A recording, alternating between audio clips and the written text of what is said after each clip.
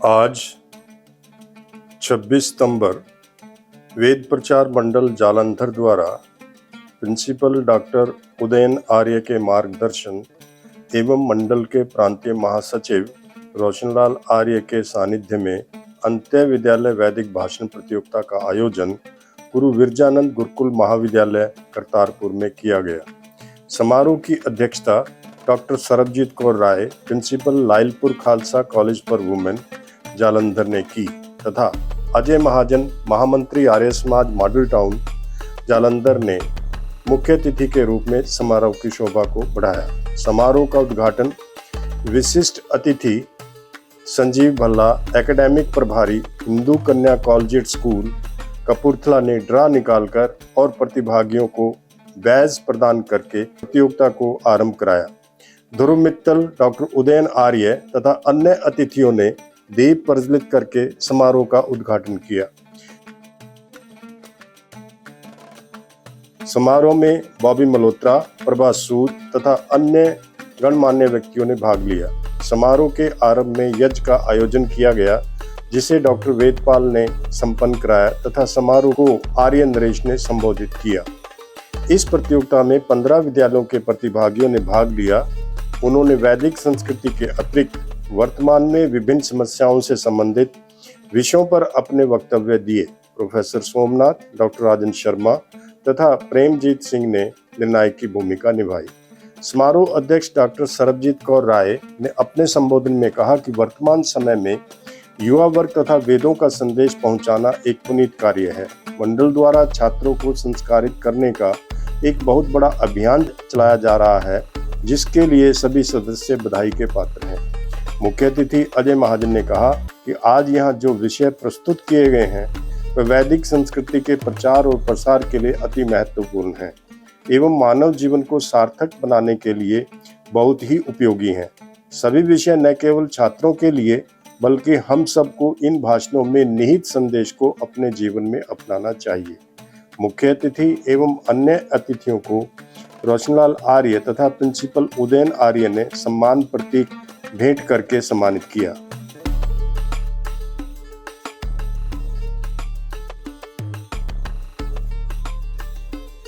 मुख्य अतिथि अजय महाजन, समारोह अध्यक्ष डॉक्टर सरबजीत कौर राय ने विजेताओं को पुरस्कार एवं प्रमाण पत्र प्रदान किए।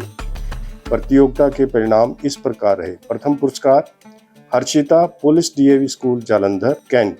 द्वितीय पुरस्कार युवराज शर्मा, शिव ज्योति पब्लिक स्कूल जालंधर। तृतीय पुरस्कार Kirti Bamba, Jalandhar model senior secondary school Jalandhar. प्रशंसनीय पुरस्कार Kavya Sharma, SR Tangri, DAV public school Bilga तथा Bharvit Kaur, Santoor international public school Phagwara. प्रस्तुत है समारोह की झलकियां। आदरणीय निर्णायक मंडल, शिक्षकगण और मेरे प्रिय साथियों, आप सभी को मेरा सादर प्रणाम। आज मैं आप सभी के सामने एक ऐसे विषय पर अब प्रस्तुत करने जा रही हूँ जिसका सत्य हमारे जीवन के हर पहलू में समाया हुआ है। जी हाँ, मेरा विषय है जैसा करोगे वैसा भरोगे। यह केवल एक वाक्य नहीं है, एक कहावत नहीं है, यह एक जीवन का अटल सिद्धांत, एक अटल सत्य है जो हमें सिखाता है कि हमारे हर कर्म, धर्म और बोल का एक निश्चित परिणाम है जो हमें मिलना ही मिलना है। आइए समझते हैं जीवन के अटल सिद्धांत को एक कल्पना के जरिए। कल्पना कीजिए किसान की। एक किसान अगर गेहूं का बीज बोएगा तो क्या उसे आम का फल मिलेगा? जी नहीं। अब क्योंकि उसने गेहूं बोया है तो उसे गेहूं ही मिलेगा, उसे आम का फल नहीं मिलेगा। यही प्रकृति का नियम है कि और यही हमारे जीवन पर भी लागू होता है। हमारा हर कर्म, चाहे वो छोटा हो या बड़ा हो, एक बीज की तरह है। हम जैसा करेंगे वैसा ही भरेंगे। इसीलिए किसी महान व्यक्ति ने कहा है कि जो बोवे कांटा सो फल पावे, जो बोवे मीठा सो फल खावे। अगर हम अपने प्रति और दूसरों के प्रति नफरत की भावना रखेंगे तो क्या हम कभी प्यार पा सकेंगे? जी नहीं। इसीलिए हमें सभी के प्रति प्यार की भावना रखनी चाहिए। और अगर आप अपने जीवन में आलस्य की भावना रखेंगे तो क्या आप कभी सफल हो पाएंगे? जी नहीं। इसलिए अपने जीवन में हमेशा सकारात्मक सोचिए। समझते हैं ऐसे भी कुछ उदाहरण के जरिए। मान लीजिए एक छात्र है, मन लगाकर दिन भर पढ़ाई करता है, लक्ष्य को प्राप्त करने में लगा ही रहता है। अब क्योंकि उसने मेहनत का बीज बोया तो उसे अच्छाई, उसे सफलता जरूर मिलेगी।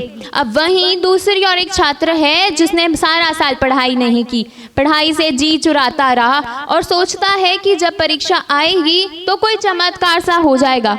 अब आप ही बताइए, क्या परीक्षा के समय कोई चमत्कार होता है? जी नहीं। चमत्कार तब होगा जब आप मेहनत करेंगे और तब सफलता मिलेगी। अब क्योंकि इस छात्र ने मेहनत नहीं की तो इसे असफलता ही प्राप्त होगी। वहीं आप देखिए एक व्यक्ति है, सबसे प्रेम से प्यार से बात करता है। अब क्योंकि उसने अच्छाई का बीज बोया है तो समाज भी उसे सम्मान ही देगा। वहीं दूसरी और एक व्यक्ति है, सबसे प्रति ईर्ष्या की भावना रखता है और दूसरों की पीठ पीछे बुराई करता रहता है। अब आप ही बताइए, क्या समाज उसे कभी सम्मान देगा? जी नहीं। अब क्योंकि उसने दूसरों की प्रति ईर्ष्या की भावना रखी तो उसे बदले में तिरस्कार और अकेलापन ही प्राप्त होगा। और यही जीवन का सिद्धांत हमारे हर क्षेत्र में लागू होता है। कहते हैं कि अपनी सोच को सकारात्मक रखो ताकि जैसा कर्म करो और वैसा ही भरो। महात्मा गांधी जी ने भी कहा है कि आप एक इंसान अपने कर्मों से पहचाना जाता है, वो जैसा करता है वही बन जाता है। इसीलिए अच्छे कर्म करते जाइए, अच्छा फल पाते जाइए। तो याद रखिएगा दोस्तों, जो जैसा करता है वो वैसा भरता है और जीवन का यह सिद्धांत हर इंसान पर उतरता है, हर इंसान पर उतरता है। धन्यवाद। मैं आज एक ऐसे ज्योतिपुंज युग पुरुष के विषय में बताऊंगा जिसे कि इतिहास में वह सम्मान, वह जगह नहीं मिला जिसके वे हकदार थे। आर्यावर्त, उठ, जाग और आगे बढ़। समय आ गया है एक नए युग में प्रवेश करने का।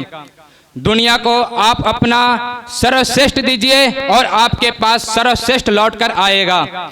ये शब्द हैं भारत के महान ऋषि परंपरा में जन्मे श्री मूल शंकर तिवारी जी के, जिसे आज हम स्वामी दयानंद सरस्वती के नाम से याद करते हैं।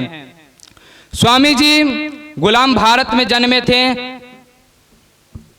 जिस समय अंग्रेज अपने खजाने भरने के लिए भारत की अस्मिता और गौरव को दिन रात लूट रहे थे। अंग्रेज यह जानते थे कि भारत में आस्था, ज्ञान और स्वाभिमान की जड़ें कितनी गहरी है। उन्हें यह आभास था कि बिना भारत के संस्कृति के जड़ें काटे भारत को ज्यादा दिनों तक गुलाम बनाना संभव नहीं होगा। लॉर्ड मैकेले का वह कथन तो आपको याद ही होगा कि भारतीयों के अंदर हिडन भावना भर दो, उन्हें यह विश्वास दिला दो कि उनकी संस्कृति पिछड़ी हुई है, उनकी मान्यताएं, परंपराएं खोखली है। यहाँ तक कि भारतीयों का पहनावा, बोली, भाषा, खान पान सब के सब क्षुद्र हैं। यदि उन्हें आगे बढ़ना है तो उन्हें अंग्रेजों के चिन्हों पर चलना होगा। गोरी सरकार को अपना माई बाप समझना होगा। भारत में एक ऐसी नस्ल पैदा करो जो कि दिखने में तो भारतीय हो किंतु अंदर से अंग्रेजियत कूट कूट के भरी हो। अंग्रेजियत का यही अंधा मोह भारतीयों को सदियों सदियों तक अंग्रेजों का गुलाम बनाए रखेगा और भारत में अंग्रेजी शासन का सूर्य अस्त नहीं होगा। स्वामी जी इन गोरी चमड़ी वालों का काला धंधा समझ चुके थे। उन्होंने उद्घोष किया कि वेदों की ओर लौटो और यहीं से ब्रिटिश शासन की धज्जियां उड़नी शुरू हो जाती है। जब अंग्रेजी पढ़े भारतीय अंग्रेजों का अपना मसीहा मानने लगे थे। अपनी झूठी शान बढ़ाने के लिए अंग्रेजों के आगे पीछे दुम हिलाते फिरते थे। तब स्वामी जी हिंदी भाषा और महान भारतीय वैदिक परंपरा का प्रचार प्रसार निडर होकर किया करते थे। जब दमनकारी अंग्रेजी शासन में लोग अंग्रेजों के सामने आंख उठाने से डरते थे, तब स्वामी जी खुलकर कहा करते थे कि भारत सिर्फ और सिर्फ भारतीयों के लिए है, अंग्रेजों को यहां से जाना ही होगा। स्वामी जी का एक शब्द सुनाता हूं। बिहार के महान क्रांतिकारी वीर कुंवर सिंह ने एक बार स्वामी जी से पूछा कि स्वामी जी क्या हम इस आंदोलन में सफल हो पाएंगे? स्वामी जी मुस्कुराए और स्पष्ट शब्दों में कहें, कुंवर भारत 100 वर्षों में गुलाम हुआ है, लगभग इसे इतना ही समय लगेगा आजाद होने में। कुंवर ने पूछा, तो क्या स्वामी जी जो हमें आंदोलन कर रहे हैं इसका क्या असंख्य प्राणों की आहुतियां हम बेकार में दे रहे हैं? स्वामी जी कहें, कुंवर भारत 100 वर्षों में गुलाम हुआ है, इसे आजाद होने में लगभग अनेकों वर्ष लग सकते हैं, असंख्य प्राणों की आहुतियां देनी होगी। स्वतंत्रता कोई सस्ती चीज नहीं है। आखिरकार स्वामी जी की भविष्यवाणी सत्य हुई। सन 1947 आते आते भारत के महान क्रांतिकारियों ने अंग्रेजों के पैर तले जमीन खींच लिया। स्वामी जी कहते थे कि 1947 से पहले कि भारत के अंदर बिगुल तो बजेगा, भारतवर्ष के प्राणों में कंपन तो होगी, धरती डोलेगी तो, और अंग्रेजों को सीने में लगी हुई हिंदुस्तानी गोलियां रानी विक्टोरिया को डराएगी तो। 1947 आते आते जब भारत आजाद हुआ तब भारत के महान क्रांतिकारियों ने अंग्रेजों को सामान उसके ब्रिटिश जानवर जहाजों पर लाद दिया। यह कहानी आज मैंने आपको क्यों सुनाई? क्योंकि जो व्यक्ति अपनी संस्कृति, अपनी उत्पत्ति और अपने इतिहास को भूल जाता है वह जड़हीन वृक्ष के समान है। और हम भारतवासी तो सदैव ज्ञान गंगा के मछली के समान तैरते और जीते आए हैं, किंतु पिछले कुछ वर्षों में हमारे ऊपर अज्ञान थोप दिया गया है। हमें बिना जल के मछली के समान दयनीय स्थिति में छोड़ दिया गया है। स्वामी जी कहा करते थे, अज्ञानी होना गलत नहीं है, किंतु अज्ञानी बने रहना उससे भी ज्यादा गलत है। धन्यवाद। धारा का आधार नारी, इस दुनिया की शान है नारी, शांति का अवतार है नारी, घर आंगन की मुस्कान है नारी, ईश्वर के समान है नारी, ईश्वर के समान है नारी। आज जिस नारी को हमने घर की वंदनीय, पैरों की जूती तथा पर्दे की प्रतिमा बना रख छोड़ा है और जो मूक पशु की भांति सारा दुख, सारा कष्ट का घूंट का विष पीकर रह जाती है, उस स्त्री के अगर हम निष्पक्ष होकर विचार करें तो अपनी मानवता के नाते, राष्ट्र व समाज के कल्याण के नाते उसे उसका उचित पद दे ही देना चाहिए। अतः कल्याण व समझदारी इसी में है कि हम नारी का शोषण ना करें तथा उसके अधिकार दे दें। नारी का सबसे बड़ा महत्व उसके जननी पद से निहित किया जा सकता है। अगर जननी ना होती तो इस सृष्टि का निर्माण कौन करता? अगर जननी ना होती तो यह संसार कभी ना बन पाता। अगर माँ ना हो तो वह कौन सी शक्ति थी जो धरती पर अपराध व पाप को मिटाती? अगर माँ ना होती तो बड़े बड़े वैज्ञानिक, प्रचंड पंडित तथा अप्रतिम साहित्यकार किसकी गोद में खेल खेल कर इस धरती पर पदार्पण करते? नारी व्यक्ति, समाज व राष्ट्र की ही जननी नहीं, वह जगत जननी है। ऐसी स्त्री का सम्मान ना करना सबसे बड़ा पाप, अपराध व अमानवीय है। नारी गर्भ धारण करती है, उसे पालती है तथा शिशु को जन्म देती है। नारी खुद गीले में सोती है तथा शिशु को सूखे में सुलाती है।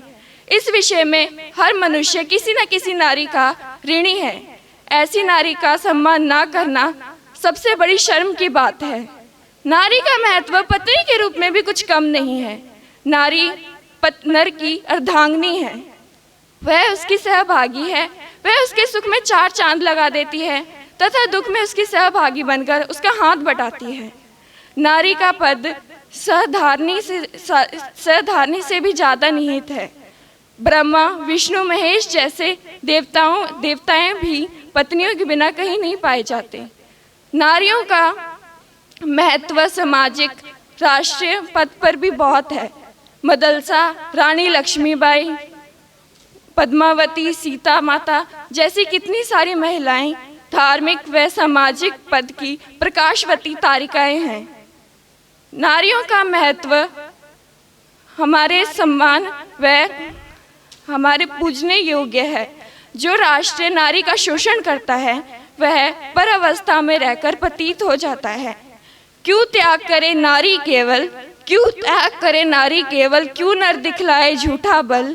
नारी जो जिद पर आ जाए नारी जो जिद पर आ जाए, अबला से चंडी बन जाए, अबला से चंडी बन जाए। जो भरा नहीं है भावों से, जिसमें बहती रसधार नहीं, वह हृदय नहीं, वह पत्थर है जिसमें स्वदेश का प्यार नहीं।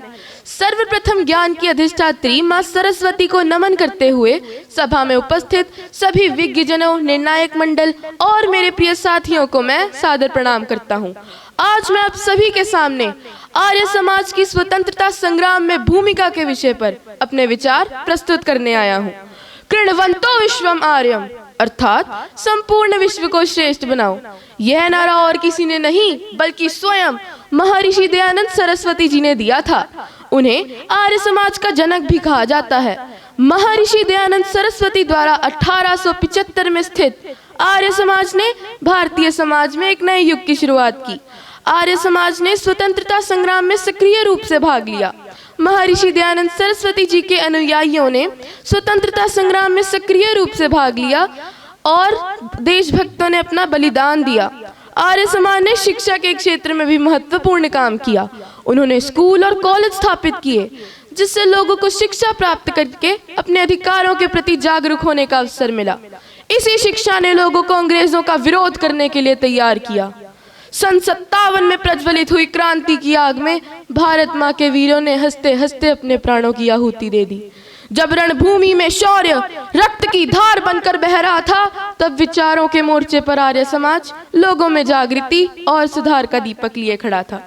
सत्य, धर्म, समता और स्वराज का दीप हर दिल में जलाकर धर्म, सुधार और शिक्षा का संकल्प लिए आर्य समाज ने स्वतंत्रता की राहों को अपने कर्मों से सुसज्जित किया। और स्वाभिमान के साथ मैं आपको बताना चाहूंगा कि भारत के 85% स्वतंत्रता संग्राम सेनानी आर्य समाज ने ही पैदा किए और स्वदेशी आंदोलन का मूल सूत्रधार बना। अंग्रेजों के खिलाफ क्रांति में काकोरी केस में अमर हुतात्माएं बिस्मिल, रोशन सिंह और विष्णु शरण हमें हर मोर्चे पर अपना अमूल्य योगदान देती रही। बिस्मिल को सत्यार्थ प्रकाश ने प्रभावित किया तथा उनको सशस्त्र क्रांति और दीक्षा की विद्या देने वाले स्वामी सोमदेव जी आर्य समाज के ही अनुयायी थे। इन सब के अतिरिक्त शहीद भगत सिंह के दल में तो आर्य समाज से प्रेरित सदस्यों की संख्या ही बहुत अधिक थी। हमारा उद्देश्य भारत को स्वतंत्रता दिलाना है और उसके लोगों को उनका अधिकार दिलाना है। अंग्रेजों की लाठियां खाकर शहीदी देने वाले लाला लाजपत राय जी को कौन नहीं जानता। वे भी आर्य समाज के ही अनुयायी थे। पंजाब केसरी के नाम से प्रसिद्ध उन्होंने कांग्रेस में सक्रिय भूमिका निभाई और स्वतंत्रता संग्राम में अग्रणी रहे। आजाद हिंद फौज में नेताजी की अगुवाई में 3 प्रमुख नायकों में से एक सहगल जी आर्य समाज की ही देन थे। इन सब के अतिरिक्त सामान्य सैनिक के रूप में इस सेना में भर्ती होकर योगदान देने वाले आर्य समाजियों की तो संख्या ही अनगिनत है। आर्य समाज की स्वाधीनता के प्रति आस्था हम इसी बात से समझ सकते हैं कि अंग्रेजी काल में अंग्रेजों को आर्य समाज में जाने से रोका जाता था। भाई परमानंद क्रांतिकारी गतिविधियों में संलग्न रहे और आर्य समाज के माध्यम से स्वतंत्रता संग्राम में अग्रणी रहे। आर्य समाज के नेताओं ने देशभक्ति और स्वाधीनता की भावना को बढ़ावा दिया। अंत में मैं यही कहना चाहता हूँ कि आर्य समाज की भूमिका स्वतंत्रता संग्राम में बहुत महत्वपूर्ण है। उनके प्रयासों को कभी भुलाया नहीं जा सकता और हमें उनकी विरासत को बढ़ाने के लिए प्रयत्नशील रहना चाहिए। फैला यहीं से ज्ञान का आलोक सब संसार में, फैला यहीं से ज्ञान का आलोक सब संसार में, जागी यही थी ज्योति जो अब जग रही है संसार में, जो अब जग रही है संसार में। धन्यवाद तथा आपका दिन शुभ हो। सुप्रभात। मेरा आज का विषय है वसुधैव कुटुंबकम। सगे भाई बहनों सा मिलेगा हर जगह से प्यार, यदि विश्व बंधुत्व वाला होगा हम सबका व्यवहार। मानवता के इतिहास में कई विश्व, कई विचार और दर्शन उभरे हुए हैं, लेकिन कुछ ही ऐसे देश हैं जो संपूर्ण विश्व को एक सूत्रों में पिरोने का सामर्थ्य रखते हैं। वसुधैव कुटुंबकम एक ऐसा ही महान विचार है जो संपूर्ण विश्व को एक परिवार मानने की शिक्षा देता है। यह महान सिद्धांत भारतीय संस्कृति के विशाल हृदय को दर्शाता है। यह सामाजिक दर्शन को और जो आध्यात्मिक से बना है, जो आध्यात्मिक सोच से निकली है, यह वसुधैव कुटुंबकम एक महान वसुधैव कुटुंबकम एक वसुधैव कुटुंबकम एक सोचने की तरीका है जो यह बताता है कि संपूर्ण दुनिया एक परिवार है। जो इस सोच को प्रोत्साहित करने का प्रयास करते हैं कि संपूर्ण मानव जाति एक परिवार है, जिसमें यह कहा गया है कि संपूर्ण मानव जाति एक जीवन ऊर्जा से बना है। यदि परमात्मा एक है तो हम सब अलग अलग कैसे हो सकते हैं? यदि समुद्र एक है तो उसकी बूंदें अलग अलग कैसे हो सकती हैं? हम सभी को परमात्मा ने बनाया है और परमात्मा एक ही है, इसलिए हम सभी एक ही परिवार के सदस्य हैं। भले हम भारतीय हो, विदेशी हो, चाहे एशिया से हो, लेकिन वसुधैव कुटुंबकम एक संस्कृत अभिव्यक्ति है जिसका अर्थ है कि संपूर्ण विश्व एक परिवार है। प्राथमिक शब्द संस्कृत के 3 शब्द वसुधा, ईवा और कुटुंबकम से मिलकर बना है। वसुधा का अर्थ है पृथ्वी, ईवा का अर्थ है जुड़े हुए तथा कुटुंबकम का अर्थ है परिवार। इससे तात्पर्य है कि संपूर्ण विश्व एक परिवार है। जब संपूर्ण विश्व एक परिवार की तरह होगी तो न केवल शांति समृद्धि बढ़ेगी, बल्कि हिंसा, संघर्ष और भेदभाव भी समाप्त होगा। अपना ही हित साधते सारे देश विदेश, सर्वभूत हितरत सदा, वो है भारत देश। अर्थात सारे देश अपना ही भला सोचते हैं, लेकिन एक भारत ही ऐसा देश है जो सभी का भला करने में लगा रहता है। जब पूरे विश्व में कोरोना जैसी महामारी फैली थी, तब भारत देश ने कई जिन्हें वैक्सीन की ज़रूरत थी तो भारत देश ने उन्हें वैक्सीन निर्यात की थी। भारत देश ने लगभग 100 देशों को वैक्सीन निर्यात की। इससे पता चलता है कि भारत देश केवल अपना ही नहीं परंतु सभी देशों का हित चाहता है। यह विश्व बंधुत्व का पालन करता है। जहां यूक्रेन और रूस जैसे देश युद्ध करके महान सिद्ध करने के प्रयास करते हैं, वहीं एक भारत ही ऐसा देश है जो संपूर्ण विश्व को शांति समृद्धि बढ़ाना और तथा सभी के साथ रहना चाहता है। यह एक विश्व बंधुत्व का पालन के विचार करते हुए सर्वे भवन्तु सुखिना, सर्वे सन्तु पिरानया, सर्वे भद्राणि पश्यन्तु माँ किश्चित् दुख भाग भवेत् के मंत्र का पालन करते हुए आगे तक चलता जा रहा है और विश्व बंधुत्व के आगे नमन करता रहेगा। धन्यवाद। वो नज़ारा याद कर लें, शहीदों के दिल में थी जो ज्वाला वो याद कर लें, जिसमें बहकर आज़ादी पहुंची थी किनारे पर, बलिदानियों के खून की वो धारा याद कर लें। आदरणीय निर्णायकगण, अध्यापकगण एवं मेरे प्रिय साथियों, आप सबको मेरा सादर प्रणाम। आज मैं आर्य समाज और उसके स्वतंत्रता आंदोलन में सहयोग के बारे में अपने विचार प्रस्तुत करना चाहती हूँ। आर्य समाज की स्थापना 1875 ईस्वी में स्वामी दयानंद सरस्वती जी ने की थी। उनका नारा था वेदों की ओर लौटो। आर्य समाज ने समाज में फैली कुरीतियों जैसे जाति प्रथा, बाल विवाह, अशिक्षा और अंधविश्वास के खिलाफ आवाज़ उठाई। उन्होंने जनता को जागरूक किया और स्वतंत्रता के लिए संघर्ष करने की नई सोच दी। आर्य समाज के कार्यकर्ताओं ने शिक्षा की ओर विशेष रूप से ध्यान दिया। उन्होंने गुरुकुल और स्कूल खोले जहां बच्चों को देशभक्ति और संस्कार की शिक्षा दी जाती थी। आर्य समाज ने विदेशी वस्तुओं का बहिष्कार किया और स्वदेशी वस्तुओं को अपनाने पर जोर दिया। इससे जनता में आत्मनिर्भरता और आत्मगौरव की भावना जागृत हुई। स्वामी श्रद्धानंद जैसे नेताओं ने आर्य समाज के माध्यम से लोगों को संगठित किया और अंग्रेजों के खिलाफ आंदोलन में भाग लेने के लिए प्रेरित किया। उन्होंने बहुत से विदेशी वस्तुओं का बहिष्कार किया और स्वदेशी वस्तुओं को अपनाने पर जोर दिया। आर्य समाज ने लोगों में धार्मिक सुधार, शिक्षा, समानता और देशभक्ति की भावना जगाई, जिससे देश एकजुट हुआ। आर्य समाज ने विदेशी वस्त्र और सामान का बहिष्कार करने के लिए लोगों को प्रेरित किया। गुरुकुल कांगड़ी जैसे शिक्षा केंद्र खोले गए, जहां बच्चों को देशभक्ति और स्वावलंबन की शिक्षा दी जाती थी। जात पात, छुआछूत और अंधविश्वास जैसी कुरीतियों के खिलाफ आंदोलन चलाए गए, जिससे देश एकजुट हुआ और अंग्रेजों के खिलाफ विरोध की शक्ति मिली।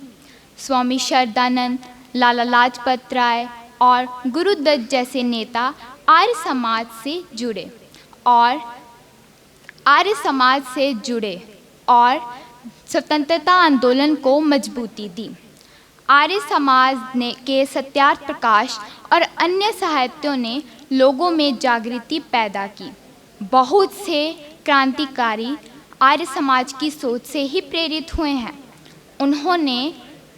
बहुत से क्रांतिकारी आर्य समाज की सोच से ही प्रेरित हुए हैं। धन्यवाद।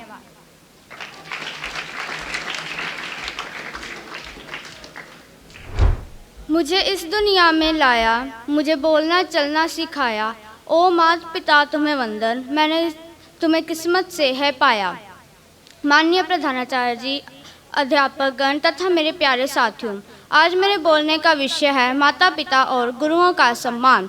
हम सब जानते हैं कि हमारे जीवन में माता पिता और गुरु का स्थान सर्वोच्च है।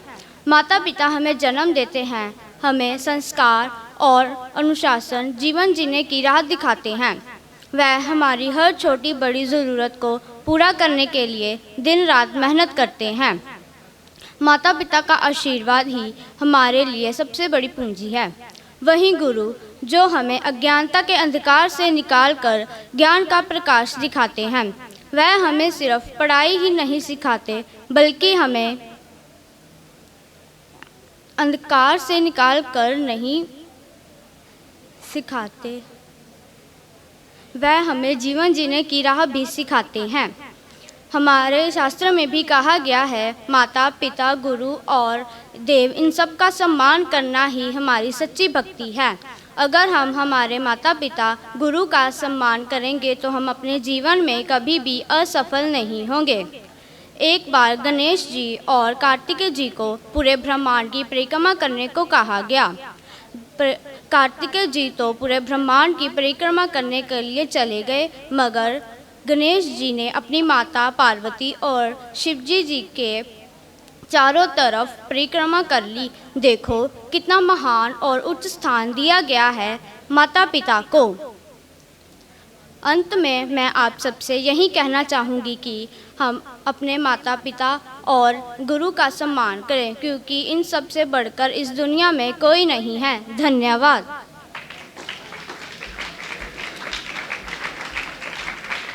हिंदू, तुर्क, राजफजी, इमाम साफ़ी, मानस की जात सबे एक पहचान वो।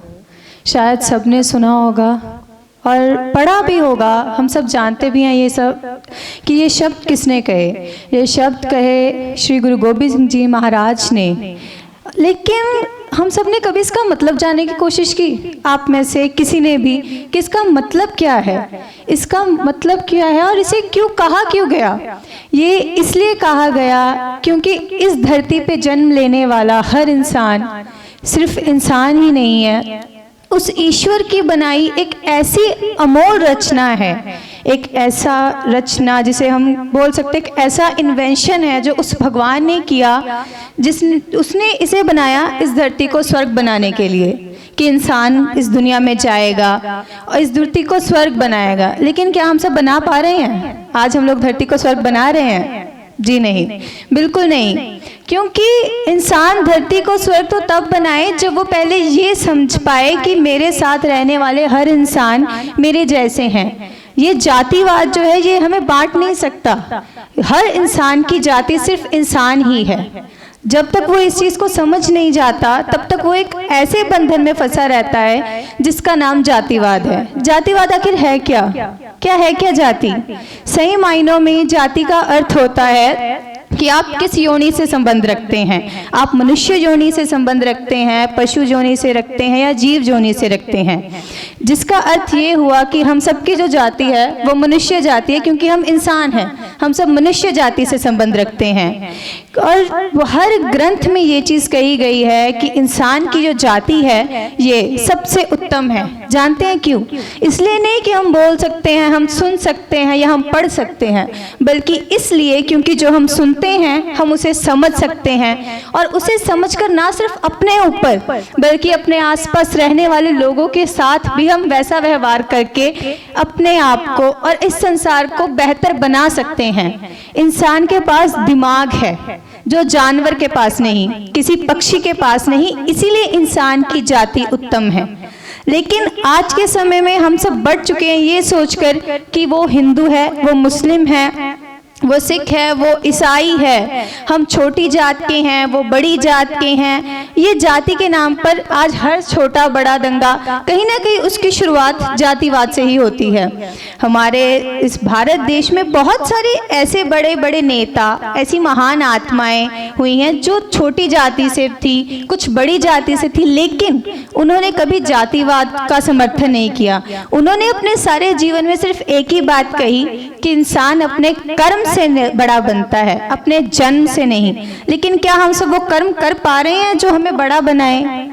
आज के समय में यदि हमारे सामने कोई इंसान पीड़ा में हो, पीड़ा यानी दर्द में हो, पड़ा हो, क्या हम सब उसकी मदद करते हैं? यदि 100 व्यक्ति वहां से जाए तो 100 में से 95 जो लोग होंगे वो उसे वहां पड़ा देखकर अनदेखा करके निकल जाएंगे। शायद ही कोई 5 लोग ऐसे हों जो इस इंसान पर ध्यान दे। क्यों? क्या हमें उसकी पीड़ा दिख नहीं रही? हमें उसका दर्द समझ नहीं आ रहा? वो भी तो हमारे जैसे इंसान है, लेकिन नहीं। क्या सोच है हमारी कि हमारा काम होना चाहिए, हमें हम पर ध्यान देना है। एक जिसको हम बोल देते ना स्वार्थी भावना, स्वार्थी भावना आज हमारे अंदर इतनी ज़्यादा बढ़ चुकी है कि हम सब ये भूल चुके कि आखिर हम हैं कौन। हम सब इंसान हैं। यदि वहाँ एक जानवर के सामने कोई व्यक्ति पीड़ा में पड़ा हो तो उसे कोई समझ नहीं आएगी, वो उसकी सहायता नहीं कर सकता। ठीक वैसे ही अगर हम स्वार्थी बनके सिर्फ अपने बारे में ध्यान दें, सिर्फ अपने ऊपर सोचें और बाकी सबको छोड़ दें कि भाई हम सिर्फ अपने लोगों का ध्यान रखें, सिर्फ अपनी जाति का रखें, तो हमें उस जानवर में कोई फर्क नहीं है। इसलिए आज के समय में यदि हमें कुछ करने की ज़रूरत है, यदि कोई धर्म अपनाने की ज़रूरत है, तो ना हिंदू धर्म है, ना आर्य धर्म है, ना आर्य समाज, ना सिख धर्म, ना ईसाई धर्म। यदि कुछ बनने की ज़रूरत है, कुछ अपनाने की ज़रूरत है, तो वो है इंसानियत, जो सबसे बड़ा धर्म है जिसकी आज हमें ज़रूरत है।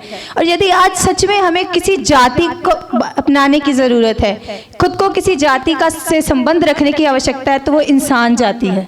यदि आज इंसान को कुछ बनना है तो वो इंसान, आज इंसान को इंसान बनने की जरूरत है ताकि वो एक दूसरे को समझ सके, आखिर समझ सके कि इंसान की जाति है क्या।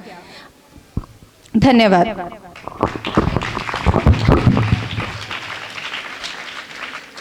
आचार्य जी, आदरणीय शिक्षकगण और मेरे प्यारे साथियों, आप सभी को मेरी ओर से प्यार भरी नमस्ते। हमारा आज का विषय है तनाव मुक्ति का साधन योग। आजकल के आधुनिक युग में दिन प्रतिदिन की भागदौड़ में बच्चों से बड़ों को कई तरह की चुनौतियों का सामना करना पड़ता है, जिससे तनाव हो जाता है। और तनाव के कई कारण हैं, क्योंकि हमारी दिनचर्या ही कुछ ठीक नहीं है। आत्मविश्वास कम होना, मेहनत ना करना, डिजिटल उपकरणों का अधिक प्रयोग करना और काम को सही समय पर सही ढंग से ना करना, ऐसे कई कारण हैं। जब मनुष्य तनाव में होता है तो वह कई तरीकों को अपनाता है, लेकिन तनाव जाने का नाम ही नहीं लेता। यदि बीमारी की दृष्टि से देखें तो stress is main cause of all disease. और आजकल मॉडर्न मेडिकल साइंस और हमारे ऋषि मुनियों ने भी कहा है, प्रजया पराधो ही सर्व रोगों कारणम, प्रजया पराधो ही सर्व रोगों कारणम, अर्थात तनाव ही सभी रोगों का कारण है। यदि हम जीवन के बारे में बात करें या इतिहास के बारे में बात करें तो बड़े से बड़ा योद्धा भी जब तनावग्रस्त होता है तो वह परास्त हो जाता है। तनाव मुक्ति का एकमात्र साधन है योग, क्योंकि योग का अर्थ है जोड़ना। क्योंकि योग का अर्थ है जोड़ना, अर्थात खुद में ऊर्जा को समाहित करना।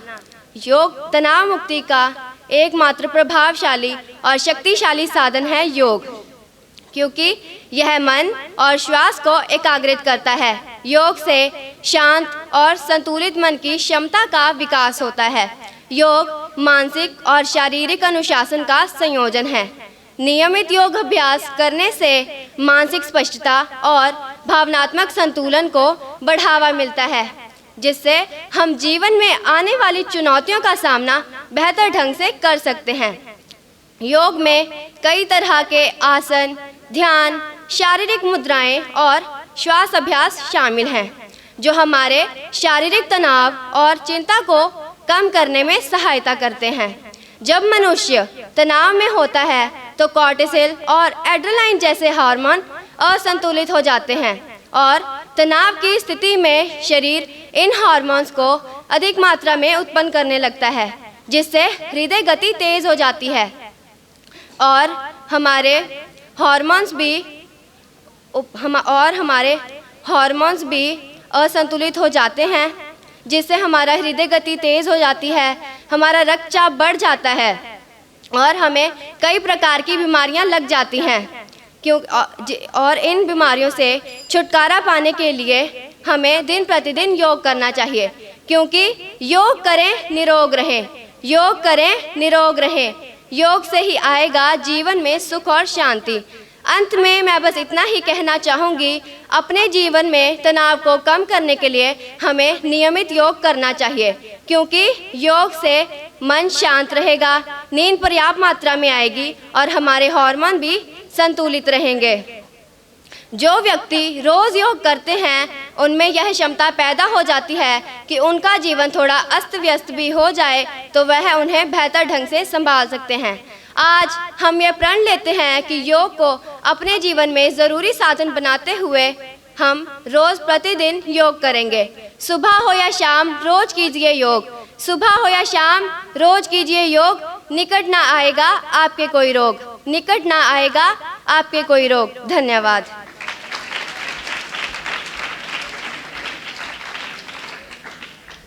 आदरणीय प्रधान जी, अतिथिगण तथा अन्य सज्जन सभी को मेरा सादर प्रणाम। आज मैं आपको उस ज्योतिपुंज, उस युग पुरुष के बारे में बताऊंगी जिसके बाएं हाथ से लिखे हुए इतिहास को वह स्थान, वह मान नहीं मिला जो मिलना चाहिए था। दुनिया को अपना सर्वश्रेष्ठ दीजिए, आपके पास सर्वश्रेष्ठ लौट कर आएगा। आर्यवर्त उठ जाग, आगे बढ़, समय आ गया है, नए युग में प्रवेश कर। ये शब्द हैं भारत की महान ऋषि परंपरा में जन्मे श्री मूल शंकर तिवारी के, जिन्हें आज हम सब स्वामी दयानंद सरस्वती जी के नाम से याद करते हैं। स्वामी जी गुलाम भारत में जन्मे थे। जब कंपनी सरकार अपने खजाने भरने के लिए भारत की अस्मिता और गौरव को दिन रात लूट रही थी, अंग्रेज जानते थे कि भारत में आस्था, ज्ञान और स्वाभिमान की जड़ें कितनी गहरी है। उन्हें आभास था कि बिना संस्कृत की जड़ काटे भारत को ज़्यादा दिनों तक गुलाम बनाए रखना संभव नहीं होगा। लॉर्ड मैकाले का वह कथन तो आपको याद ही होगा कि भारतीयों में हीन भावना भर दो, उन्हें विश्वास दिला दो कि उनकी संस्कृति पिछड़ी हुई है, परंपराएं, मान्यताएं सब खोखली है, उनका रहन सहन, खान पान सब शुद्र है। उन्हें आगे बढ़ना है तो अंग्रेजों के चलाए पद चिन्हों पर ही चलना चाहिए। स्वामी दयानंद सरस्वती गोरी चमड़ी का यह काला धंधा समझ गए थे। उन्होंने उद्घोष किया कि वेदों की ओर लौटो, और यहीं से ब्रिटिश कॉन्स्पिरेसी की धज्जियां उड़नी शुरू हो गई। महर्षि दयानंद सरस्वती हिंदी भाषा और महान भारतीय वैदिक परंपरा का प्रचार निडर होकर किया करते थे। यही कारण था कि फिरंगियों की भौएं स्वामी जी पर सदैव तनी रहती थी। दमनकारी अंग्रेजी राज में जब लोग अंग्रेजों के आगे आंख उठाने से डरते थे, तब स्वामी जी खुलकर कहते थे कि भारत सिर्फ भारतीयों के लिए है, अंग्रेजों को यहाँ से जाना ही होगा। स्वामी जी ने ही सबसे पहले स्वराज का नारा दिया, जिसे आगे चलकर श्री बाल गंगाधर तिलक जी ने जन वाक्य बना दिया, मूल मंत्र बना दिया। सरदार पटेल ने स्पष्ट शब्दों में कहा था कि भारत की स्वतंत्रता की नींव वास्तव में स्वामी दयानंद सरस्वती जी ने ही डाली थी। स्वामी जी वेदों के ज्ञाता और सनातन धर्म में अटूट विश्वास रखते थे। उन्होंने महिलाओं के अधिकार और शिक्षा के लिए उन्होंने महत्वपूर्ण आंदोलन किए। उन्होंने 1875 ईस्वी में आर्य समाज की स्थापना की, जो वैदिक धर्म का एक सुधारवादी आंदोलन था। इनके जीवन से हमें यह प्रेरणा मिलती है कि हमें अपनी संस्कृति को सदैव याद रखना चाहिए, परंपराएं मान्यताओं को छोड़कर आगे बढ़ना चाहिए, अंधविश्वासों को भी छोड़कर आगे बढ़ना चाहिए, महिलाओं का मान सम्मान करना चाहिए और उन्हें आगे बढ़ते रहने के लिए प्रेरित करना चाहिए। भारत के महान चिंतामत और समाज सुधारक स्वामी दयानंद सरस्वती जी पर हम सबको गर्व है। धन्यवाद।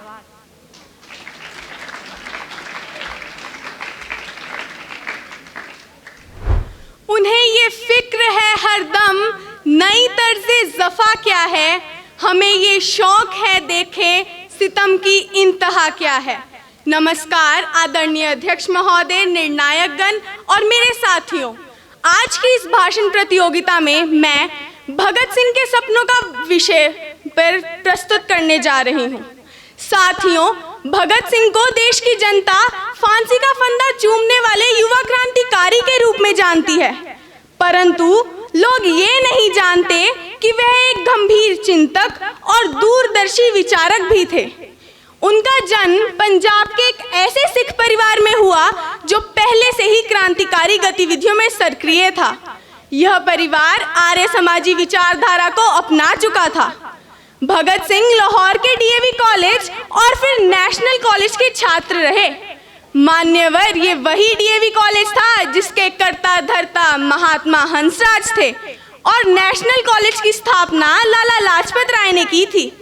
ये दोनों संस्थाएं उस समय अपनी प्रगतिशील विचारधारा के लिए जानी जाती थी। 1919 में जब जलियांवाला बाग हत्याकांड हुआ, उस समय भगत सिंह केवल 12 वर्ष के थे, लेकिन इस कांड ने बालक भगत सिंह की सोच पर गहरा प्रभाव डाला। 1928 में लाला लाजपत राय की पुलिस लाठीचार्ज में मृत्यु हो गई। भगत सिंह ने इसका बदला लेने के लिए पुलिस कमिश्नर सैंडर्स की हत्या की योजना बनाई। उन्होंने मजदूरों के हितों के विरुद्ध बिल को रोकने के लिए और ब्रिटिश सरकार को जगाने के लिए असेंबली में बम फेंका और इस आरोप में गिरफ्तार हो गए। निर्णायकगण, भगत सिंह करीब 2 साल जेल में रहे। इस दौरान उन्होंने अनेकों पुस्तकों का अध्ययन किया। उन्होंने लेनिन, कार्ल मार्क्स और रूसी क्रांति से प्रेरणा ली। वे विभिन्न पत्र पत्रिकाओं में अपने लेख लिखकर क्रांतिकारी विचार व्यक्त करते रहते। उन्होंने अपने लेखों में स्पष्ट किया था कि आज़ादी का मतलब केवल सत्ता का हस्तांतरण नहीं होना चाहिए, बल्कि आम जनता को सामाजिक, आर्थिक और राजनीतिक न्याय मिलना चाहिए। वे चाहते थे कि भारत एक ऐसा देश बने जहां ना गरीबी हो, ना जातिवाद, ना धार्मिक भेदभाव और ना ही बेरोजगारी। उनका मानना था शोषण चाहे विदेशी करे या स्वदेशी, दोनों ही गलत है। वे पूंजीवाद और सामंतवाद के कट्टर विरोधी थे। उनका सपना था कि मेहनतकश लोगों को उनकी मेहनत का पूरा मूल्य मिले और हर नागरिक को शिक्षा, स्वास्थ्य और सम्मान से जीने का अधिकार मिले। श्रोतागण, ध्यान दीजिए, भगत सिंह केवल हिंसा के पक्षधर नहीं थे, वे विचारों की लड़ाई में विश्वास रखते थे। उन्होंने कहा था, बम और पिस्तौल से क्रांति नहीं आती, क्रांति की तलवार विचारों की शान पर तेज होती है। उनका मानना था कि धर्म को राजनीति से अलग रखा जाना चाहिए। वे धार्मिक कट्टरता के सख्त खिलाफ थे। वे चाहते थे कि भारत एक धर्मनिरपेक्ष राष्ट्र बने जहां हर धर्म के लोग मिलजुल कर रहें। वे महिलाओं के अधिकारों के लिए भी बहुत संवेदनशील थे। उनका मानना था कि कोई भी क्रांति तब तक पूरी नहीं हो सकती जब तक उनमें महिलाएं बराबर की भागीदार ना हो। भगत सिंह ने जीवन में कभी स्वार्थ को महत्व नहीं दिया। उनका हर कदम देश हित में था। हमें उनसे यही सीख लेनी चाहिए कि देश सबसे ऊपर है। आज आजादी के इतने वर्षों बाद भी अगर देश में भ्रष्टाचार, सांप्रदायिकता, बेरोजगारी और जातिवाद मौजूद है, तो हमें सोचना होगा कि क्या ये वही भारत है जिसकी कल्पना भगत सिंह ने की थी। आइए हम सभी युवा मिलकर संकल्प लें कि हम भगत सिंह को केवल याद नहीं करेंगे, बल्कि उनके विचारों को अपने जीवन में अपनाएंगे और एक ऐसा भारत बनाएंगे जो सच्चे अर्थों में आज़ाद हो। हवा में रहेगी मेरे ख्वाब की बिजली, ये मुश्ते खाक है फानी रहे ना रहे, ये मुश्ते खाक है फानी रहे ना रहे। जय हिंद।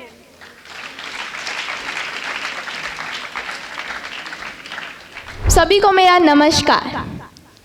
ज्ञान बिना जीवन अधूरा, ज्ञान बिना जीवन अधूरा, पर सद्गुण से ही बनता पूरा। यहाँ उपस्थित सभी प्रबुद्ध जनों को मेरा नमस्कार। आज मैं आप सभी के सामने एक बहुत ही महत्वपूर्ण विषय पर अपने विचार रखने जा रही हूँ। सदाचरण बिना ज्ञान अधूरा, सदाचरण बिना ज्ञान अधूरा। सद्गुणों से ही सजता है जीवन का हर द्वार, सदाचरण से मिलता है सच्चा सम्मान और प्यार। ज्ञान हो या धन हो, ज्ञान हो या धन हो, यदि सद्गुण ना साथ निभाए तो जीवन की नौका किनारे कभी ना लग पाए। तो साथियों, सबसे पहले हमें यह समझना होगा कि ज्ञान क्या है और सदाचरण क्या है।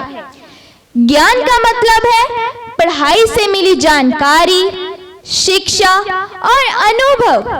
वहीं सदाचरण का अर्थ है अच्छे संस्कार, सही व्यवहार, ईमानदारी, सत्य बोलना, दूसरों का आदर करना और मानवता के रास्ते पर चलना। अब सोचिए अगर किसी के पास बहुत सारा ज्ञान है लेकिन वह दूसरों से अभद्र भाषा में बात करे, झूठ बोले, स्वार्थी बने या घमंडी हो, तो क्या उसका ज्ञान समाज के लिए उपयोगी है? नहीं, कदापि नहीं। ऐसा ज्ञान केवल दिखावा है। मान लीजिए किसी डॉक्टर के पास बहुत सारा ज्ञान है लेकिन उसके अंदर करुणा और सेवा भाव नहीं है, वह केवल पैसे कमाने के लिए इलाज करे, तो क्या लोग उसे आदर्श मानेंगे? बिल्कुल नहीं। इसी तरह अगर एक शिक्षक केवल किताब का ज्ञान रखता हो लेकिन बच्चों को अच्छे संस्कार नहीं देता तो शिक्षा अधूरी रह जाती है। ज्ञान का दीप तभी है जगमग, ज्ञान का दीप तभी है जगमग जब उसमें हो सदाचार की तपन। हमारे महापुरुषों ने हमेशा कहा है कि ज्ञान तभी पूर्ण है जब उसके साथ सदाचरण जुड़ा हो। महात्मा गांधी के पास कानून की पढ़ाई का ज्ञान था लेकिन उन्हें महान बनाने वाला उनका सत्य और अहिंसा का आचरण था।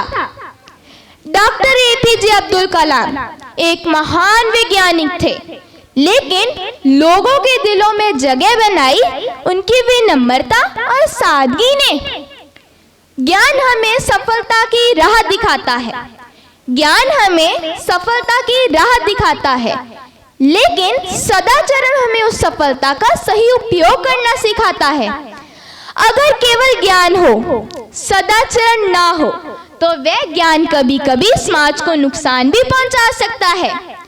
उदाहरण के लिए विज्ञान का ज्ञान एक बहुत बड़ा वरदान है लेकिन अगर उसका इस्तेमाल बुरे कामों में किया जाए तो वह विनाश का कारण भी बन सकता है। प्रिय साथियों, हमें पढ़ाई के साथ साथ अच्छे संस्कारों और आचरण पर भी ध्यान देना चाहिए, तभी हम सचमुच शिक्षित कहलाएंगे और समाज के लिए आदर्श बन सकेंगे। ज्ञान और आचरण दो पंख हैं जीवन के, ज्ञान और आचरण दो पंख हैं जीवन के, इनके बिना अधूरी है उड़ान सपनों की। अंत में मैं यही कहना चाहूंगी कि सच्चा ज्ञान वही है जो हमें अच्छा इंसान बनाए और अच्छा इंसान बनने का रास्ता सदाचरण से ही होकर जाता है। धन्यवाद।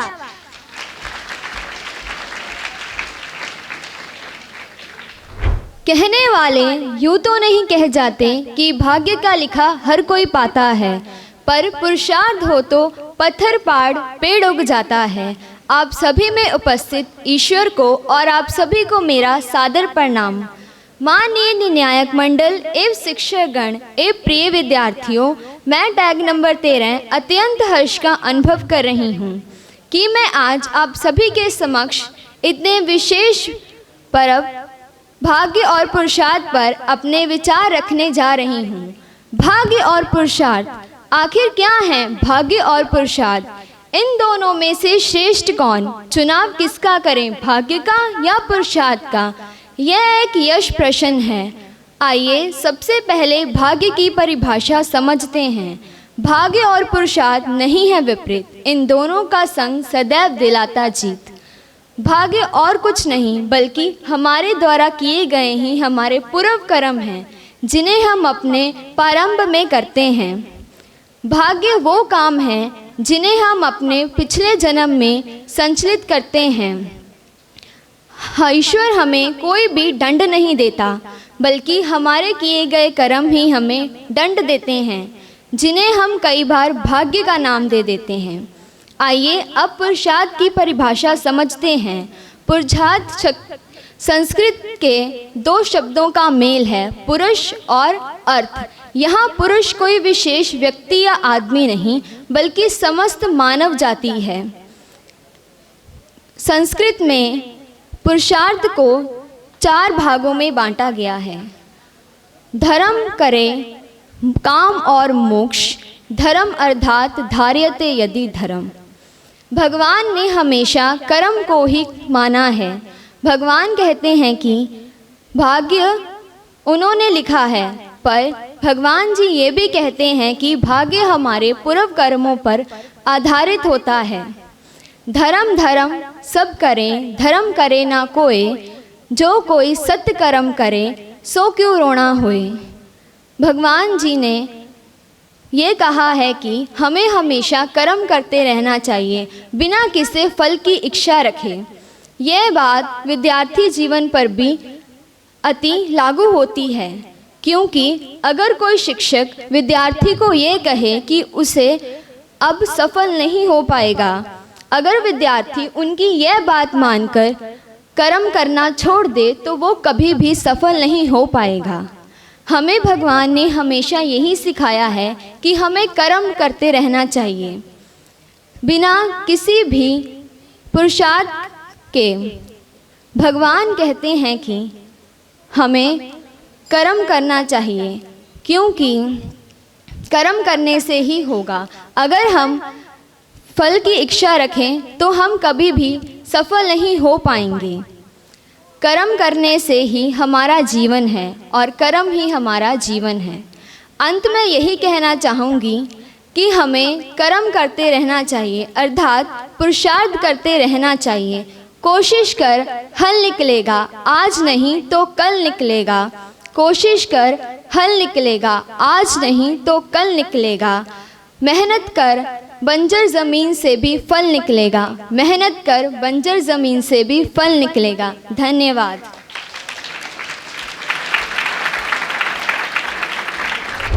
धन गया तो समझो थोड़ा खोया, धन गया तो समझो थोड़ा खोया।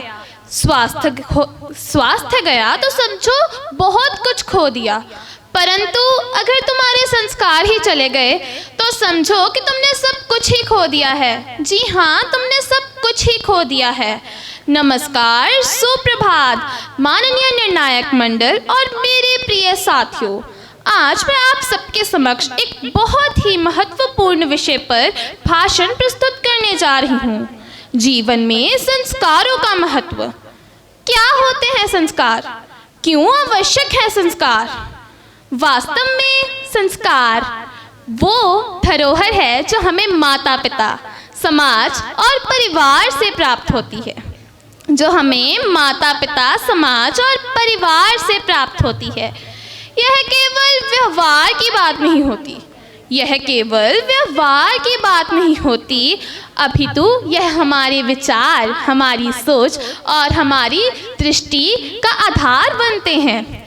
संस्कार हमें केवल एक अच्छा इंसान ही नहीं, बल्कि हमें इस समाज में सम्मान भी दिलाते हैं। हमें इस समाज में सम्मान दिलाते हैं। संस्कार वो बीज हैं जो बाल्यपन में बोए जाते हैं और जीवन भर साथ देते हैं।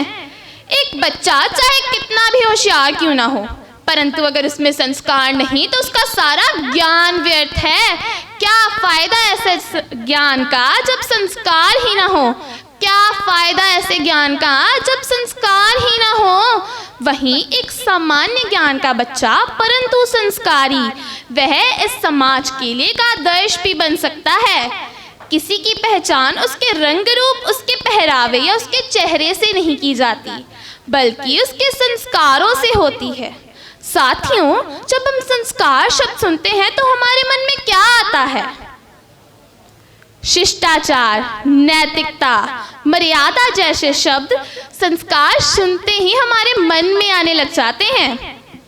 संस्कार हमें सही मार्ग दिखाते हैं, हर दुविधा का समाधान करते हैं, हर दुविधा को सुलझाते हैं। संस्कार कोई धार्मिक कर्मकांड नहीं, संस्कार कोई धार्मिक कर्मकांड नहीं, अपितु वो अदृश्य शक्ति है जो हमारे विचारों को सही मार्ग दिखाती है, हमें सही राह पर चलाती है। संस्कार हमें सिखाते हैं कि हमें बड़ों से सम्मान से पेश आना चाहिए, बड़ों का आदर सत्कार करना चाहिए, उनकी सेवा करनी चाहिए। संस्कार हमें छोटों से प्रेम करना सिखाते हैं, हमें कभी छोटों पर गुस्सा नहीं करना चाहिए। और संस्कार हमें सिखाते हैं कि हमें इस समाज के प्रति अपनी जिम्मेदारी को निभाना चाहिए। संस्कार केवल परंपरा को निभाना नहीं होता, अपितु यह समझना होता है कि कब, कहाँ, क्या और क्यों करना चाहिए।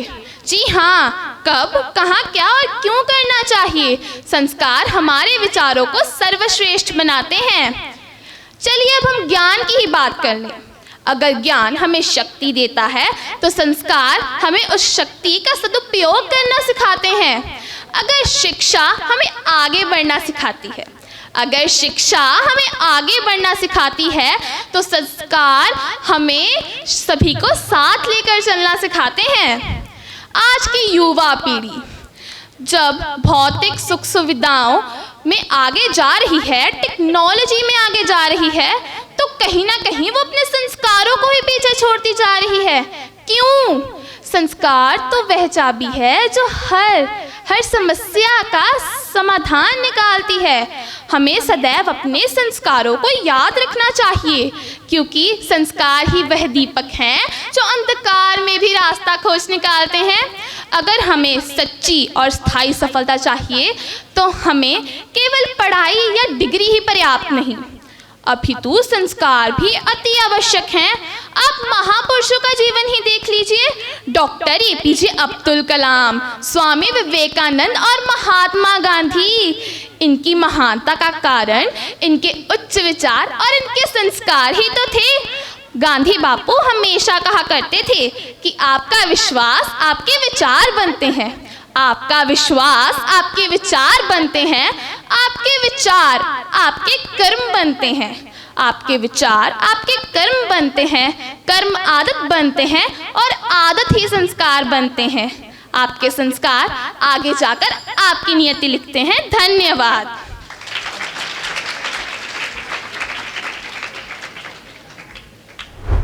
सर्वेभ्यो नमो नमः।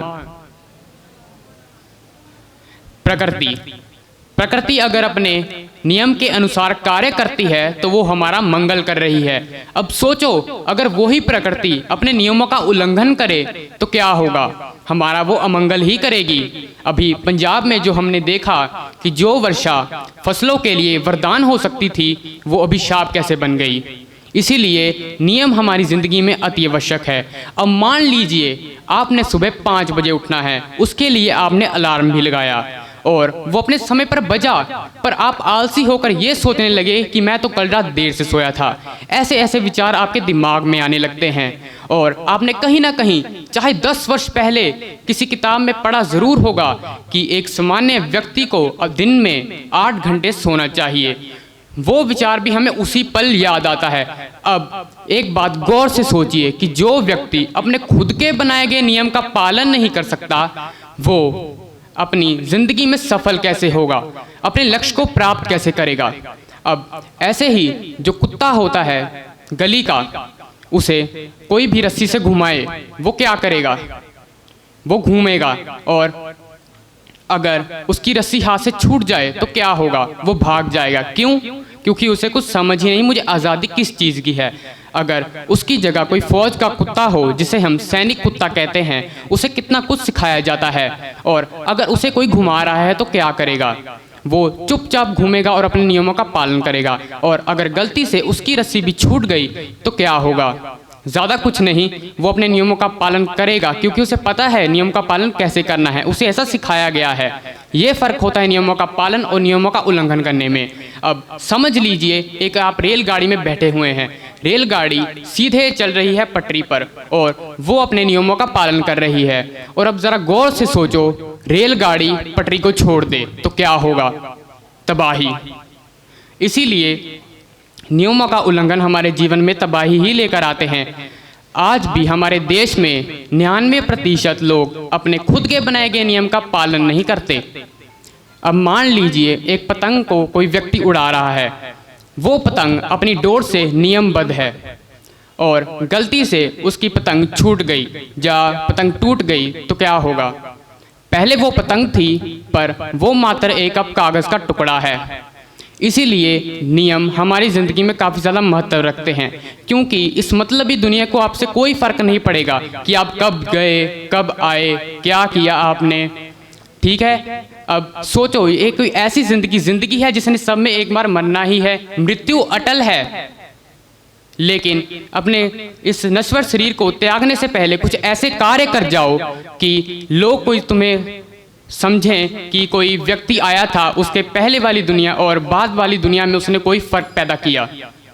अगर आप अपने जीवन में सफल होना चाहते हैं तो हमें महर्षि देव दयानंद सरस्वती जी ने 10 आर्य समाज को नियम दिए हैं। मैं उन नियम को आपको बताना चाहूँगा। सब सत्य विद्या और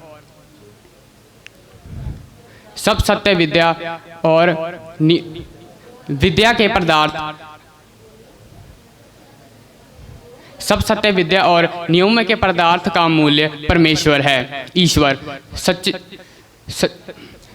सच्चिदानंद स्वरूप अनंत, अनादि, अमर, अजर, अमर, अभ्य, नित्य, पवित्र और सर्वव्यापक है। अविद्या का नाश और विद्या का वृद्धि करनी चाहिए हमें। मैं समय की नज़ाकत को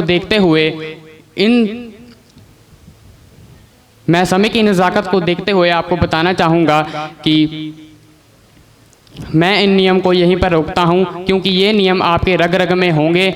मैं तो नया आया हूँ, इसलिए मैं इन नियमों को इतना ज़्यादा नहीं जानता। आपके ये नियम रग रग में होंगे। अंततः मैं आपसे यही कहना चाहूँगा, अगर ये नियम आप अपनी ज़िंदगी में ढाल ले तो आपका जीवन स्वर्ग सा सुंदर हो जाएगा। धन्यवाद।